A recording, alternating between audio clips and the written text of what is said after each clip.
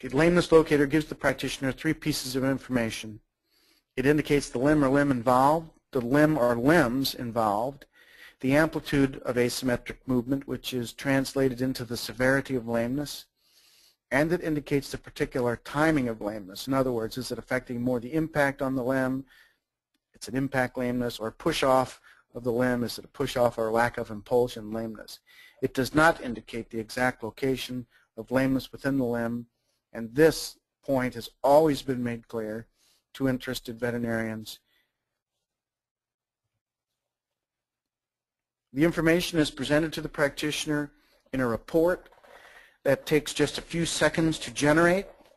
In the report is information about the horse and trial, entered before data collection by the practitioner.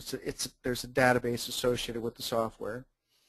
The middle of the report are plots, which is a qualitative graphical description of the lameness. And at the bottom of the report are more quantitative measurement variables that are associated with both forelimb on the left and hind limb on the right of the report. And these values are compared to a threshold between sound and lame. We have determined or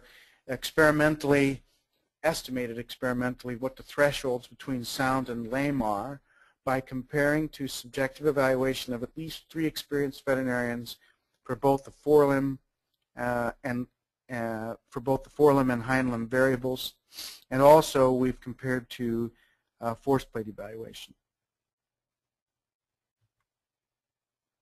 Here are just some examples. In all of these following video segments, the horses had induced lameness, so we know where they were lame. And this first horse has an easily detectable left forelimb lameness with a compensatory, in other words, false right hind limb lameness. This is the second part of the law of sides. The compensatory pelvic movement suggesting right hind limb lameness may not be visible to the naked eye, and in fact, these videos probably won't come through very well on this recorded version, but the purpose is actually just to show you what the report looks like. So here's the report of the horse. Okay, in the report, each line or ray is a stride. The length of the ray indicates the severity of lameness. In this case, the rays are long because the lameness is severe. The direction into which the rays are pointing, in other words, into the different quadrants, indicates the side and timing of lameness. These rays are all pointing down,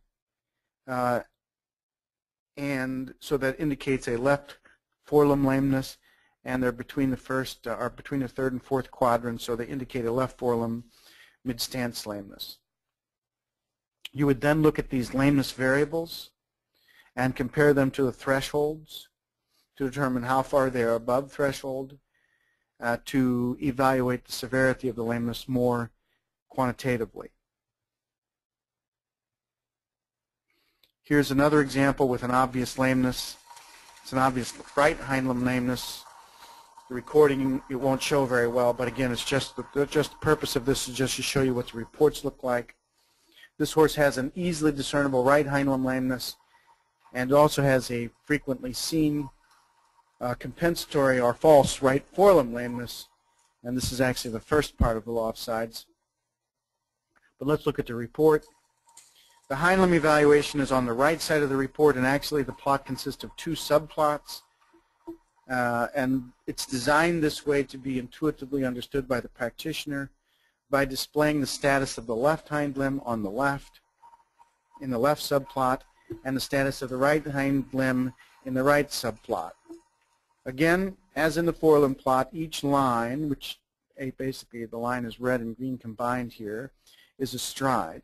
The length of the line is proportional to the asymmetry of pelvic movement for that stride, or to the severity of hind limb lameness for that stride. The location of the lines, either on the left or right subplots, indicate the limb involved. The quadrant and colors of the lines indicate the type of hind limb lameness, i.e. impact or push-off. Green rays down indicate an impact lameness. So this horse has a right hind limb impact component lameness. Red rays up indicate push-off lameness. So this horse also has a right hind limb push-off component lameness. It's not uncommon for some hind limb lameness conditions, especially when the lameness is moderate to severe, to have both impact and push-off components. The user then would examine the hind limb lameness variables and determine how far above threshold they are to quantify the severity of the lameness.